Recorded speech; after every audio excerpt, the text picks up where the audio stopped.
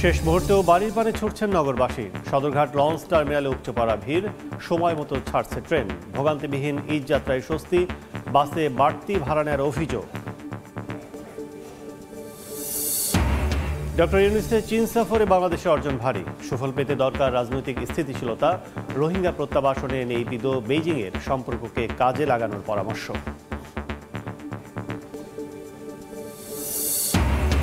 পয়লা April থেকে দেশের বাজারে বাড়ছে ভোজ্য তেলের দাম। ভ্যাট অব্যাহতির মেয়াদ শেষ হয় কারণ লিটারে 13 থেকে 18 টাকা বাড়ানোর প্রস্তাব। সরকারের পদক্ষেপ চান ভোক্তারা। খরার কবলে মৌলভীবাজারে চা বাগান, নষ্ট হয়ে গেছে 25 থেকে 30% চারা গাছ। পাতার অভাবে বন্ধ কারখানা, সেচের জন্য ভর্তুকি দাবি টি অ্যাসোসিয়েশনের। এবং লম্বা ছুটি উপভোগের সাতছড়ি জাতীয় উদ্যানে ভ্রমণ পিপাসুরা প্রকৃতিকে খুঁজছেন প্রশান্তি। সুযোগ সুবিধা বাড়ানোর দাবি, সচেতনতা বৃদ্ধিতে কাজ করছে উদ্যান কর্তৃপক্ষ।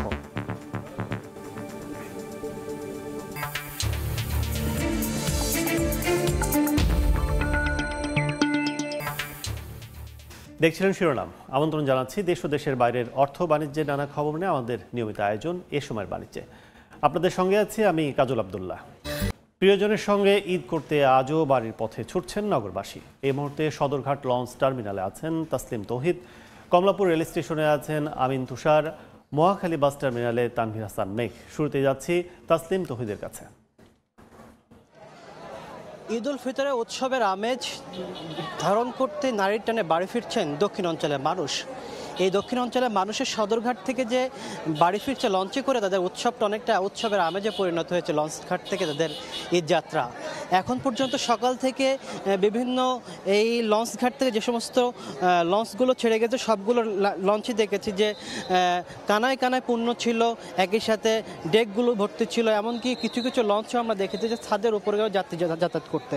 তবে বেলা গড়ার সঙ্গে সঙ্গে কিন্তু সেই যাত্রী চাপটা কিন্তু অনেকটা কমে এসেছে। সকালে যে চাপ ছিল দক্ষিণ অঞ্চলে যে লঞ্চগুলোতে, সে চাপটা আস্তে আস্তে কিন্তু কমেছে। তবে আজকে যেটা হয়েছে যে সকাল থেকে কিন্তু নির্দিষ্ট কোনো সময় ফ্রেমে বাধা হয়নি ট্রেনের লঞ্চগুলো কখন কোথায় যাবে, অর্থাৎ যে লঞ্চগুলো ভর্তি হয়েছে সঙ্গে সঙ্গে সেই লঞ্চগুলো ছেড়ে দেওয়া হয়েছে। আমরা 9টা পর্যন্ত বিআইডব্লিউটির তথ্য সংগ্রহ করেছিলাম, সেখানে তারা যেটা বলেছে যে বিভিন্ন ঢাকা সদরঘাটে লঞ্চ এসেছে 51টি, এর মধ্যে 31টি লঞ্চ আবার বিভিন্ন গন্তব্যে ঢাকা থেকে ছেড়ে গেছে। অর্থাৎ যে লঞ্চগুলোর সদরঘাট লঞ্চ টার্মিনাল আসছে এর মধ্যে যেগুলো ভর্তি হচ্ছে সেগুলো আবার বিভিন্ন গন্তব্যের উদ্দেশ্যে ছেড়ে দিচ্ছে।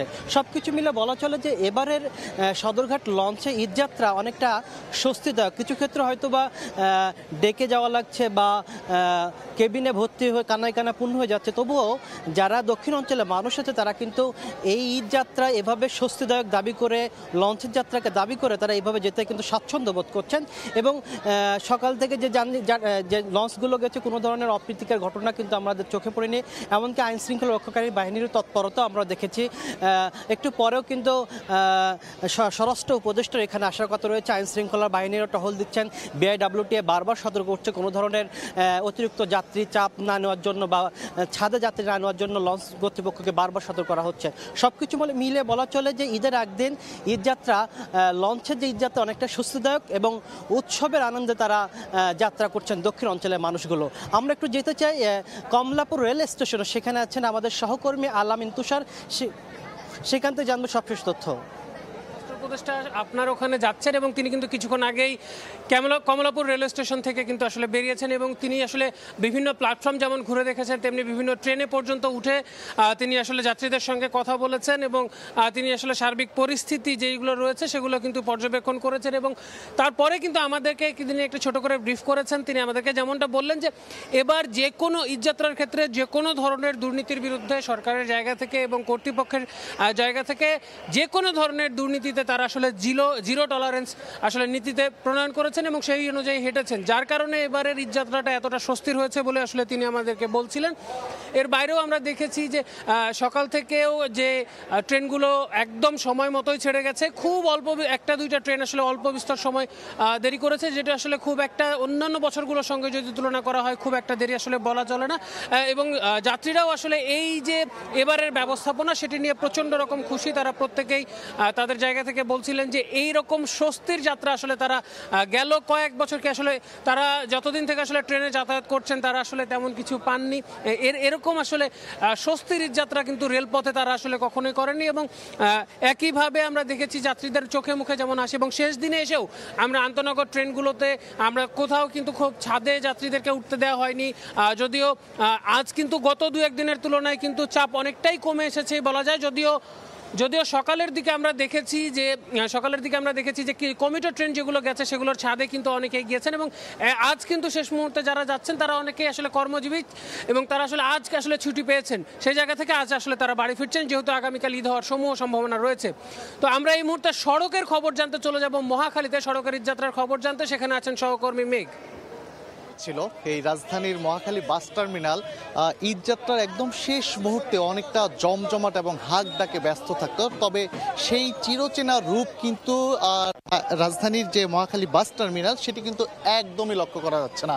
আমরা এখানে এসেছি, আমরা সকাল থেকে বেশ কয়েকটি কাউন্টার, রাজধানীর বেশ কয়েকটি কাউন্টার ঘুরেছি এবং তারা আমাদেরকে যেমনটা জানিয়েছে তারা এখন পর্যন্ত কাঙ্ক্ষিত যে যাত্রী তারা এখন পর্যন্ত তারা পায়নি, এবং তারা বলছে যে এবার একটি বড় লোকসানের দিকে তারা যাচ্ছে, এবং সেই সঙ্গে তারা বলছে যে লম্বা একটি ছুটি হওয়ার কারণে ভেঙে অনেক যাত্রী কিন্তু চলে গিয়েছে। অন্যদিকে যাত্রীরা বলছে যে তারা স্বস্তিতেই কোনো ভোগান্তি ছাড়াই তারা মূলত টিকিট পেয়েছেন, এবং সেই সঙ্গে শেষ মুহূর্তে নগরবাসী ঢাকা ছাড়তে শুরু করলেও বাস কাউন্টারগুলোতে এখন পর্যন্ত তেমন চাপ নেই, যেখানে পরিবহন সংশ্লিষ্টরা বলছে বেশিরভাগ কাউন্টারে খালি বাস নিয়ে যাত্রীদের অপেক্ষায় তারা হাক ডেকেও তারা এখন পর্যন্ত যাত্রী পাচ্ছে না বলা চলে। এই আপনারা নিশ্চয়ই আমার ক্যামেরার ফ্রেমে দেখতে পাচ্ছেন যে এখানে অসংখ্য বাস দাঁড়িয়ে রয়েছে, যে বাসগুলো এখন পর্যন্ত যাত্রীর অপেক্ষায়, তবে তাদের কাঙ্ক্ষিত যে বাস যাত্রী সেটি তারা দেখা পাচ্ছে না। অন্যদিকে কোনো ভোগান্তি ছাড়াই টিকিট পেয়ে স্বস্তি প্রকাশ করছেন যাত্রীরা। যেমনটা আমরা গাবতলী বাস টার্মিনাল সকাল থেকে ঘুরেছি, এবং মোটামুটি যাত্রীর চাপ থাকলেও অন্যান্য বছরের মতো উপচে পড়া যে ভিড় থাকার কথা সেটি কিন্তু একদম নেই বললেই চলে। আর কাউন্টার টিকিট বিক্রির দায়িত্বপ্রাপ্তরা মূলত হেঁটে এখনও যাত্রী খুঁজছে, এবং সেই সঙ্গে তারা বলছে যে একটি কথাই তারা বারবার বলছে যে লম্বা একটি ছুটি হওয়ার কারণ, এবং সেই সঙ্গে হচ্ছে যে গাবতলীর ওই সাইডটিতে মূলত হচ্ছে যে পদ্মা সেতু হওয়ার কারণে মূলত এই দক্ষিণ এবং উত্তরের যে সাধারণ মানুষ রয়েছে তারা সেই দিক থেকে যাত্রী হারিয়ে ফেলেছে। তো তাদের একটি এবার দাবি যে এবার তারা খুব বড় ধরনের একটি লোকসানের সম্মুখীন হতে পারে বলে তারা ধারণা করছে। তো এই ছিল আমার কাছে রাজধানীর মহাখালী বাস টার্মিনাল থেকে সবশেষ খবর। ঈদযাত্রার খবর জানতে এতক্ষণ সরাসরি ছিলাম মহাখালী, কমলাপুর ও সদরঘাটে। প্রধান উপদেষ্টা ডক্টর মোহাম্মদ ইউনূসের চীন সফর ইতিবাচক বার্তা দিচ্ছে বলে মনে করছেন আন্তর্জাতিক সম্পর্ক বিশ্লেষকরা। তাদের মতে এই সফরে বাংলাদেশের অর্জন অনেকটাই ভারী, তবে সুফল পেতে দরকার রাজনৈতিক স্থিতিশীলতা। রোহিঙ্গা প্রত্যাবাসনে নেইপিদো বেইজিংয়ের সম্পর্ককে কাজে লাগানোর পরামর্শ দিয়েছেন তারা। কারো প্রতি নির্ভরতা বা টানাপড়েন নয়, সবার সঙ্গে দ্বিপাক্ষিক সম্পর্কে নতুন করে গতি আনতে কূটনৈতিক তৎপরতা চালিয়ে যাওয়ার পরামর্শ বিশ্লেষকদের। প্রসূন আশিসের রিপোর্ট। ছাত্র জনতার গণঅভ্যুত্থানের পর নতুন উচ্চতায় ঢাকা বেইজিং সম্পর্ক। অন্তর্বর্তী সরকারকে সমর্থন দেওয়ার পাশাপাশি অর্থনৈতিক সহযোগিতা জোরদারের প্রতিশ্রুতি দিয়েছে চীন। এরই ধারাবাহিকতায় 4 দিনের চীন সফর করলেন প্রধান উপদেষ্টা। তার এই সফরে দ্বিপক্ষীয় চাওয়া পাওয়া তো বটেই, আলোচনায় রাজনৈতিক সম্পর্ক ও ভূরাজনীতিও। বিশ্লেষকরা বলছেন বাংলাদেশের পাওয়ার পাল্লা ভারী, তবে সুফল পেতে আরও অপেক্ষা করতে হবে। এক্ষেত্রে জরুরি সুস্থ রাজনৈতিক পরিবেশ। যেই কাঠামোটা তৈরি হয়েছে সেই কাঠামোটা যথেষ্ট পজিটিভ। বাংলাদেশ চীনের সম্পর্ক সামনে নিয়ে যাওয়া, চীন দেখতে চাচ্ছে ইনভেস্টমেন্টের পরিবেশ তৈরি হয়েছে কিনা, তার মানে বোঝাই যাচ্ছে যে এর সাথে গণতন্ত্র, কাঠামো, নির্বাচন জড়িত। সম্পর্কের ধারাবাহিক একটা মাইলস্টোন হিসাবেই দেখি, এবং এখানে যে সিদ্ধান্তগুলো এসছে আমার ধারণা সেটা ভবিষ্যৎ সরকারের জন্য এক ধরনের একটা ধাপ হিসাবে কাজ করবে। প্রতিশ্রুতিকে যদি আমরা বাস্তবায়নের দিকে নিয়ে যেতে চাই, আর সেটা চীন বলেন, ভারত বলেন, মার্কিন যুক্তরাষ্ট্র বলেন, ইউরোপিয়ান ইউনিয়ন বলেন, যেখান থেকে আমরা বিনিয়োগ চাই, বিনিয়োগ পরিবেশটা কিন্তু উন্নত করতে হবে। তাদের মতে তিস্তা প্রকল্প বাস্তবায়নে চীন আগ্রহ দেখালেও সেখানে পানি প্রবাহ ভারত থেকে আসায় দীর্ঘমেয়াদী ব্যবস্থাপনায় প্রতিবেশী দেশেরও সহযোগিতা লাগবে। আর রোহিঙ্গা প্রত্যাবাসনে মিয়ানমার চীনের সম্পর্ককে কাজে লাগাতে পারে বাংলাদেশ। চীনের সহায়তায় তিস্তা প্রকল্প হতে পারে। যেহেতু একাধিক MOU সই হয়েছে, যেই সরকারই আসুক না কেন তারা এই ধাপটা ব্যবহার করে এগিয়ে নিয়ে যাবে। আমেরিকা তো বড় আকারে রোহিঙ্গাদের সাপোর্ট করতো, ওই সাপোর্টটা এখন কে দিবে? তো যার জন্য একটা ক্রাইসিসের মধ্যে কিন্তু বাংলাদেশ পড়তে যাচ্ছে, যেহেতু মিয়ানমারের সাথে তাদের একটা ভালো সম্পর্ক আছে। তো এই সম্পর্কটা কাজে লাগানো, যৌথ ঘোষণাতে যে কথাটা বলা আছে সেখানেও কিন্তু মিয়ানমার সরকারের সাথে ফ্রেন্ডলি কনসালটেশনের মধ্যে দিয়ে এই সমস্যা সমাধানের জন্য চেষ্টা করার কথা বলা হয়েছে। চেষ্টা চালিয়ে যেতে হবে। তিস্তা আলোচনা হলেও এই বিষয়টা নিয়ে আরও গভীরভাবে চিন্তা আমাদের করতে হবে। তার কারণ হলো যে পানি প্রবাহ তো এর সাথে জড়িত, সেই প্রবাহের ক্ষেত্রে তো আবার ভারতেরও সংশ্লিষ্টতা আছে। কারো প্রতি নির্ভরতা বা টানাপোড়েন নয়, সবার সঙ্গে দ্বিপাক্ষিক সম্পর্কে নতুন করে গতি আনতেই কূটনৈতিক তৎপরতা চালিয়ে যাওয়ার পরামর্শ এই দুই বিশ্লেষকের। যেই পররাষ্ট্রনীতি করুক না কেন ওটা বাংলাদেশ জনগণ কেন্দ্রিক হতে হবে। তো যার জন্য ওই জিনিসটা ঠিক না যে উনি চীনে গেলেন বলেই ভারত একেবারে হয়ে যাবে। আমরা চীনের সাথে সম্পর্ককে আমাদের দ্বিপাক্ষিক সম্পর্কের বা প্রয়োজনের ভিত্তিতেই দেখি। আমাদের প্রয়োজনে দুইজনকেই প্রয়োজন। বন্ধু রাষ্ট্রগুলোকে রাজনৈতিক বার্তা দেওয়াও প্রধান উপদেষ্টার চীন সফরের অন্যতম লক্ষ্য বলেও মনে করেন বিশ্লেষকরা। প্রসূন আশিস, সময় সংবাদ, ঢাকা। আবারও বাড়তে যাচ্ছে ভোজ্য তেলের দাম। আগামী মঙ্গলবার থেকে বোতলজাত সয়াবিনের দাম লিটারে 18 আর পাম ও খোলা সয়াবিনের বাড়তে পারে 13 টাকা। কারণ ভ্যাট অব্যাহতির মেয়াদ শেষ হচ্ছে সোমবার। ভোক্তারা বলছেন সরকার ভ্যাট না কমালে নিরুপায় ব্যবসায়ীরা বাধ্য হয়েই বাড়িয়ে দেবে দাম। সরকার নির্ধারিত দামেই বাজারে বিক্রি হচ্ছে পাম অয়েল ও সয়াবিন তেল, সরবরাহ রয়েছে স্বাভাবিক। মোটামুটি এখনো তেলের বাজার মোটামুটি এখনো সরবরাহ ঠিকই আছে। তবে আগামী মঙ্গলবার থেকে বাড়তে পারে এই ভোজ্য তেলের দাম, এমন শঙ্কা ঘিরে ধরেছে ভোক্তাদের। তেলের যে দামের বিষয়টা শুনতেছে, এটা আসলে আমরা সাধারণ পাবলিক হিসাবে কোনোভাবে এটা আমরা মেনে নিতে পারছি না। ভোক্তার এমন আশঙ্কার কারণ গেল 15 ডিসেম্বর পাম অয়েল ও সয়াবিন তেল আমদানিতে উৎপাদন ও স্থানীয় পর্যায়ে ভ্যাট ও আগাম কর অব্যাহতি দিয়ে এনবিআর যে এসআরও জারি করেছিল তার মেয়াদ শেষ হচ্ছে সোমবার। ভ্যাট অব্যাহতি বহাল থাকবে নাকি পণ্যের দাম বাড়বে, এখনও সেই সিদ্ধান্ত জানায়নি সরকার। আন্তর্জাতিক বাজার যদি না বাড়ে তেলের দাম, তাহলে ব্যবসায়ীরা তেলের ব্যবসায়ীরা কেন তেলের দাম বাড়াবে? আমরা বাড়তি দামে কিনবো, বাড়তি দামে বিক্রি করবো, কিন্তু এত টাকা না বাড়ালেও মানে ভালো হইব। এখন যে দাম আছে আরো যদি বাড়ে তাহলে তো আমাদের পণ্য কেনাটা অনেক কষ্ট হয়ে যাবে। আমরা তো এমনি অনেক প্রেসারে আছি, দ্রব্যমূল্য ঊর্ধ্বগতি, যেভাবে হোক এটা কন্ট্রোল করা উচিত সরকারকে। ব্যবসায়ীরা বলছেন আগাম কর ও ভ্যাট উঠে গেলে প্রতি লিটার বোতলজাত সয়াবিনের দাম 18 টাকা বেড়ে দাঁড়াবে 193 টাকায়। খোলা সয়াবিন ও খোলা পাম তেলের দাম লিটারে 13 টাকা বেড়ে হবে 170 টাকা। সরকারি সিদ্ধান্ত মেনেই বাজারে তেল সরবরাহ করবেন তারা। 1 তারিখের পর থেকে আমরা যে মালটা সরবরাহ দিব বাজারে, ওখানে আপনার 15% ভ্যাট দিয়ে সরবরাহ করতে হবে আর কি। টাইম যদি এক্সটেনশন হয় না, এটা সর্বপর্যায়ে হবে আর কি। আপনার ব্যবসায়ী পর্যায়ে দিতে হবে, উৎপাদন পর্যায়ে দিতে হবে। ভ্যাটটা দিলে আলটিমেটলি তো এটা প্রাইসের সাথে যোগ করে আমাকে দিতে হবে। ভ্যাটটা তো আমাকে নিতে হবে, কাস্টমারের কাছ থেকে ভ্যাটটা নিতে হবে না। ভোজ্য তেল আমদানি, পরিশোধন ও বাজারজাতকারী প্রতিষ্ঠানগুলো এরই মধ্যেই চিঠি দিয়ে দাম বৃদ্ধির শঙ্কার কথা জানিয়েছে ট্যারিফ কমিশনে। চাল সংগ্রহের লক্ষ্যমাত্রা অর্জন হয়নি নেত্রকোনায়। আতপ চাল 26% ও সিদ্ধ চাল সংগ্রহ হয়েছে 46%। গত বন্যায় ধান উৎপাদন ব্যাহত, বাজারের চেয়ে কম দাম সহ নানা কারণে সরকারি খাদ্য গুদামে সরবরাহ কমেছে বলে জানান মিল মালিকরা। অবশ্য নিজেদের ব্যর্থতা নিয়ে ক্যামেরার সামনে কথা বলতে রাজি হয়নি কর্তৃপক্ষের কেউই। আবু সুফিয়ানের ছবিতে আলপনা বেগমের রিপোর্ট। চলতি অর্থবছরে নেত্রকোনার সরকারি খাদ্য গুদামে আমনের সিদ্ধ চাল সংগ্রহের লক্ষ্যমাত্রা 18,863 মেট্রিক টন থাকলেও কেনা হয়েছে 8,350 মেট্রিক টন। একইভাবে আতপ চাল সংগ্রহের লক্ষ্যমাত্রা 1,587 মেট্রিক টন থাকলেও কেনা হয়েছে 418 মেট্রিক টন। গত 28 ফেব্রুয়ারি ও 15 মার্চ দুই ধরনের চালের ক্রয়ের মেয়াদ শেষ হলেও পূরণ হয়নি লক্ষ্যমাত্রার অর্ধেকও। হিসাব অনুযায়ী সরকারি লক্ষ্যমাত্রার আতপ চাল 26% ও সিদ্ধ চাল সংগ্রহ হয়েছে 46%। মিল মালিকরা বলছেন গত বন্যায় ধান উৎপাদন ব্যাহত, বাজারের চেয়ে কম দাম সহ নানা কারণে সরকারি খাদ্য গুদামে সরবরাহ কমেছে। মার্কেটে যে সরকার যে দাম নির্ধারণ করছে তার চেয়ে মার্কেটে চালের ধানের দাম বেশি ছিল, সেজন্য কৃষক দেয় না। সিজনের শুরুতেই যদি সংগ্রহ করতো তাহলে ধানের দাম থাকতো কম, কৃষক দাম পাইতো, আমরাও চালটা দিতে পারতাম। বাজারে যে ধানের মূল্য আর সরকারি যে মূল্য তার চেয়ে অনেক ফারাক, 4-5 টাকা যদি ব্যাস কম থাকে তখন তারা দিতে পারে না বলে তারা জানিয়েছে। এদিকে নিজেদের ব্যর্থতা নিয়ে কোনো সদুত্তর দিতে পারেননি জেলার খাদ্য নিয়ন্ত্রক। আমার এই জেলায় মূলত 6-7 জন মিলার হলো একবারে ডিজার্ট, মানে তারা আমাদের সাথে কোনো এগ্রিমেন্ট করে আর আসেই নাই। অন্যদিকে ধানের কম উৎপাদন ও জুলাই বিপ্লবের পর অনেক মিল মালিক পলাতকের অজুহাত জেলা প্রশাসকের। এই সময় আমাদের অনেক মিলার যারা ডিলার আছে তারা আসলে পলাতক। বন্যায় ফসলের ব্যাপক ক্ষতি হয়েছে, তারপরে আমাদের মিলারদের অনুপস্থিতি, এসব কারণে আমরা আসলে টার্গেট ফুলফিল করতে পারিনি। খাদ্য বিভাগের তথ্য মতে নেত্রকোনায় সিদ্ধ চালের জন্য 84টি ও আতপ চালের জন্য 11টি চালকল তালিকাভুক্ত রয়েছে। আলপনা বেগম, সময় সংবাদ, নেত্রকোনা।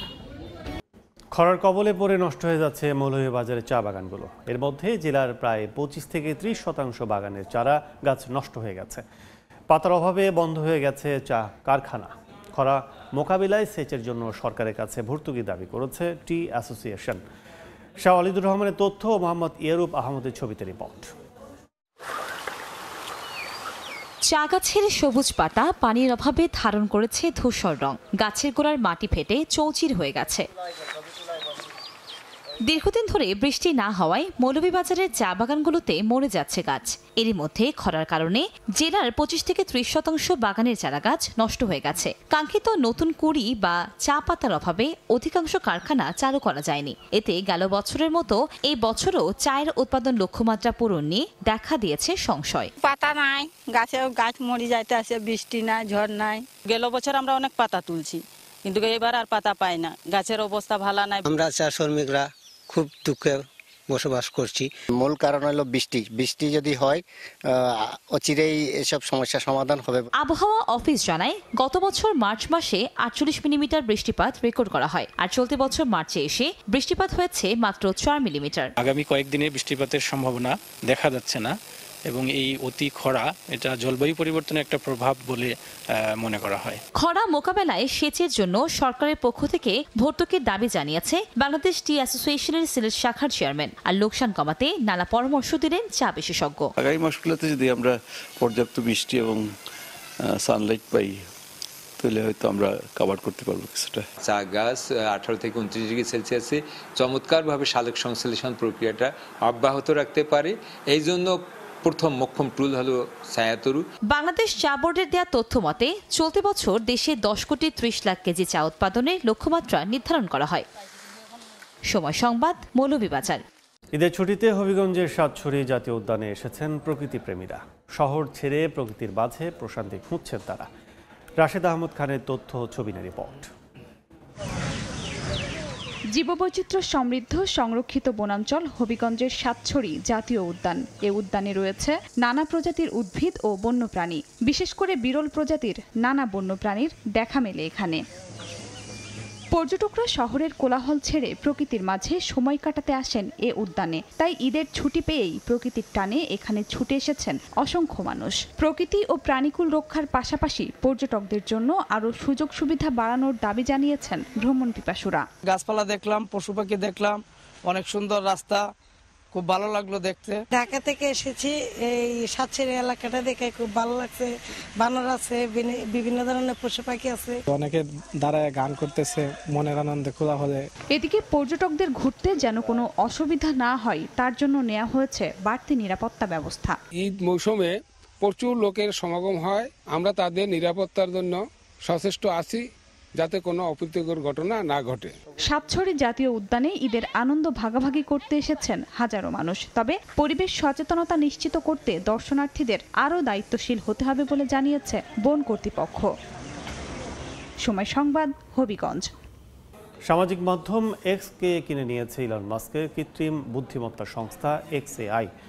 স্থানীয় সময় শুক্রবার দ্য এক্সের এক পোস্টে মাস্ক নিজেই এ খবর নিশ্চিত করেন। তিনি জানান, এক্স এবং XAI এর ভবিষ্যৎ পরস্পর জড়িত এবং দুটি প্রতিষ্ঠানের ডেটা, মডেল, কম্পিউটিং শক্তি ও প্রতিভা একত্রিত করাই এই চুক্তির মূল লক্ষ্য। বিশ্লেষকরা বলছেন, এআই এবং ডেটা সেন্টারে বিনিয়োগ বাড়ানোর বর্তমান প্রবণতার আলোকে এটি একটি কৌশলগত পদক্ষেপ। এর মধ্যে XAI এর চ্যাটবট গ্রককে এক্স প্ল্যাটফর্মে যুক্ত করা হয়েছে।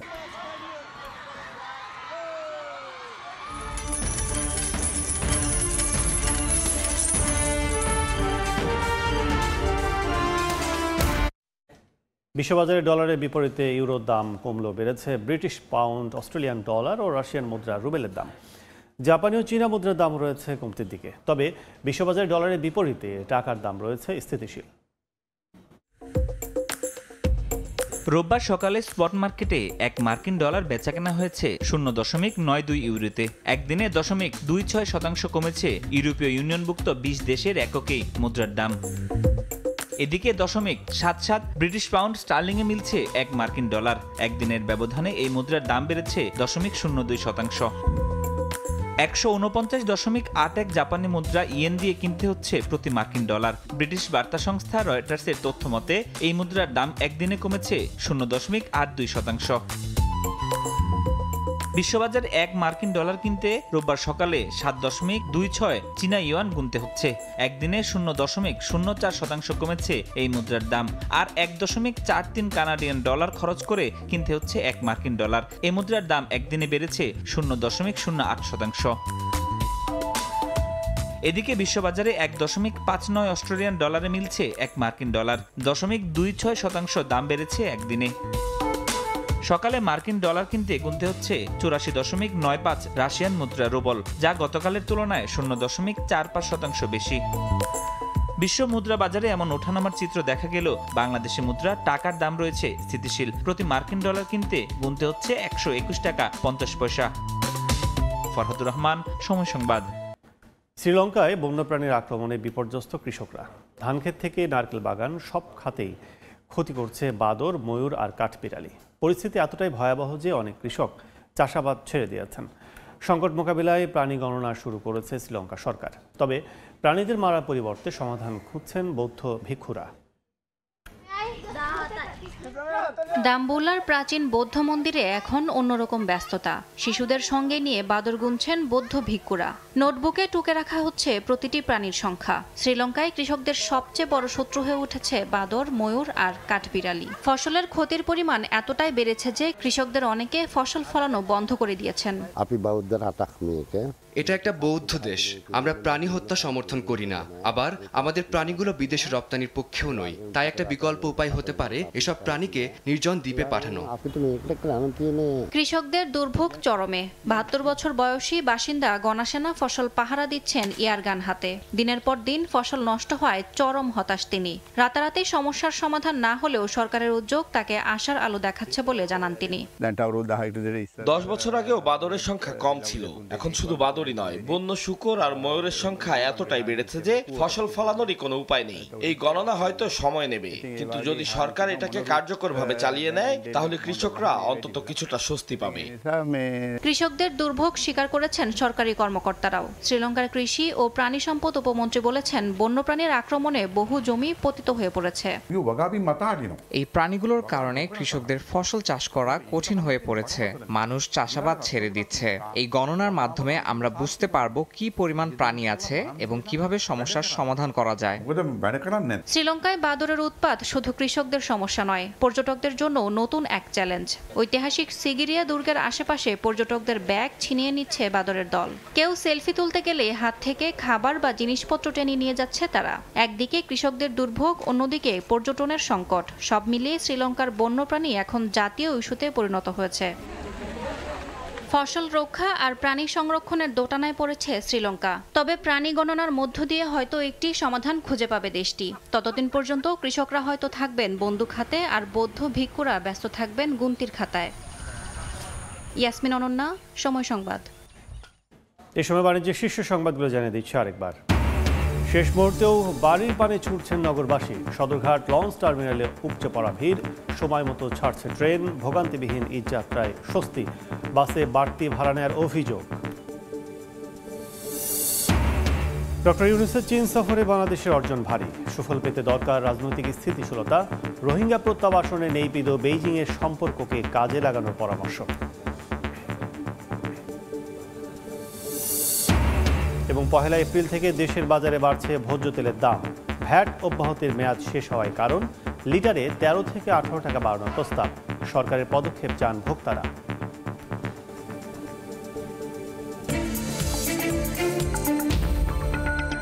এই ছিল এ সময় বাণিজ্যে। সঙ্গে থাকুন সময়ে।